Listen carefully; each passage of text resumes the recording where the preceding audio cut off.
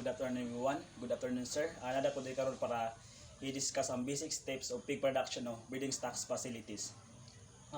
Ang purpose na ko is ideal na ko nga farm is magpalit sa ko og baktin nga laki para just ka buok para purpose na ko akong pabutakalon. Tapos magpalit ko og baktin nga ba ipa 20 ka buok para purpose na ko ngani akong paanayonon. Before ko mosulod sa farm is magputbat sa ko. Tapos disinfect na ko kagulingon. Pag mosulod ako sa farm is mahapit ko sa guard house para ipa-record na ko o pila ka buok akong napalit nga baktin tanan. Tapos matulog ko quarantine area para quarantine ako ang mga baktin na bago na ko gipalit. Ay quarantine ako siya 30 days. Tapos ang kalayo is 100 meters.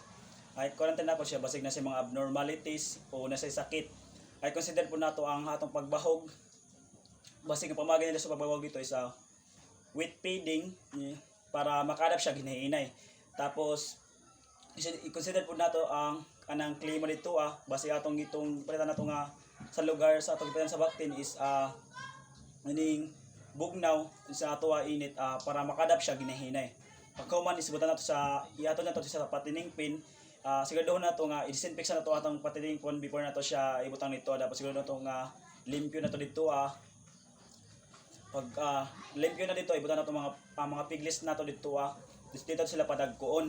Pag nadagko na sila katong ipait nato mga laki na baktin kay purpose nato babutakalon naman to dito ibutan nato sa bore pen. Tapos katong mga gipalit nato nga bae nga baktin ibutan nato sa dry sow pen.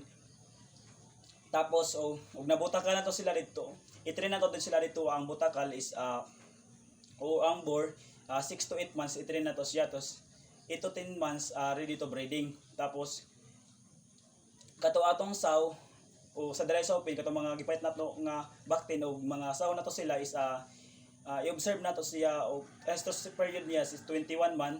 Tapos i-observe nato siya og nanguwag na ba siya. Kung nanguwag na siya is natulo ka klase nga atong baboy signs of heat na physical, behavioral and standing heat. Sa physical is mucus discharge o mucus disposal. Sa behavioral o luwagan na siya kaayo, grabe na kaalingas o restlessness. Sa standing heat para may bala nato nga atong baboy is grabe na siya ka standing heat na siya. I-perform nato siya. First is i-push nato yang likuran.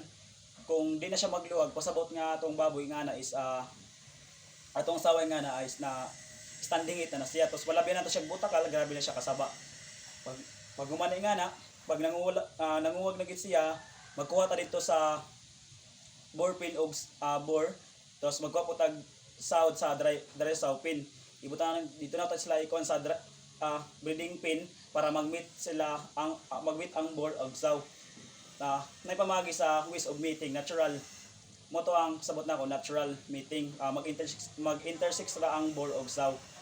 Tapos pag humani nga na ang ratio sa bore kung magpa-kuanta pa breed ta is 1:10. Pag humani nga na is nangunguwag na siya. If ever nga ma-failure ang iyang ma-failure ang iyang pagpanguwag, hindi siya buntis, dito na siya ibutang sa gestation pen. Kasi i-observe nato dito kung nabuntis ba siya o wala. Kung wala siya nabuntis, maghihap na po tag 3 months, 3 weeks and 3 days o 114 days. Tapos pag humani nga na og nabuntis man siya, makatutad sa bodega. I-prepare nato ang magagamitin nato sa pag-disinfect sa farrowing pen para i-disinfect nato ang farrowing pen. Tapos magkuha dito mga materials, tools and equipment.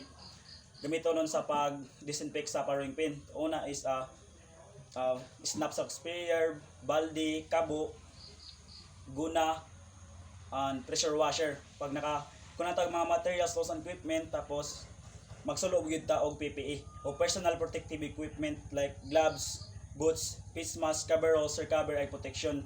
Pag kumani nga na naka-PPE na ta, di na to limtan magputbat ta, tapos i-disinfect na to galingon. Pag kumani nga na magkandag na ta dry cleaning, first na to magkamit ta diri ag kabo, silhig o kanang guna para pagkusko sa mga lapok. Sunod wet cleaning, magamit ta diri kabo, silhig, pressure washer para katong mga manure o mga tayo mabanwas to. Sundan na siya disinfectant o magdisinfecta gamit og major day microban o chlorine. Ato i-disinfect para ang katong mga pathogens o microorganisms mga patay gamit og knapsack sprayer. Pag human na rinse ato banlawan siya para ma-purpose ang mga bakterya, mga wala. Tapos ang sundan na siya og drying, magpauga na din ta. Drying na ka kamagi sa pag-drying is trapuhan nato o if ever little panan. Pero gusto ta mo dali is ato ang trapuhan. Pag human ay nga na nahidlo na tanan, human na ta dito og disinfect sa ato ang paruing pin. I-ready din na pud nato ang magamito nun sa pagpanganak sa tong baboy o materials, tools and equipment. Magkuha ta sa stock room o bodega para gamito nun sa atong assist sa pagpanganak sa atong baboy. Magprepare ta dito og newspaper, old newspaper o walay old newspaper or panapton. Tapos teeth cutter, tool cutter, antibiotics, lubricant o warm water, tapos mild antiseptic like forceps, scissors, betadine, and iodine.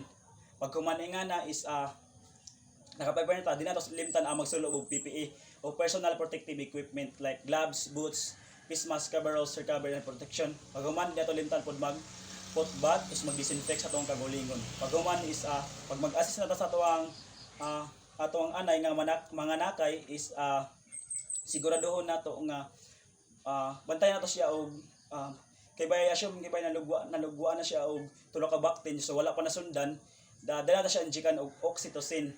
Per saw is 1 ml. Tapos para mulugwa to yung mga inunlan niya. If ever maglisod siya panganak, maghulat ta og 15 minutes. Pag di siya pa mulugwa, di nato siya is human force. I-assist nato siya.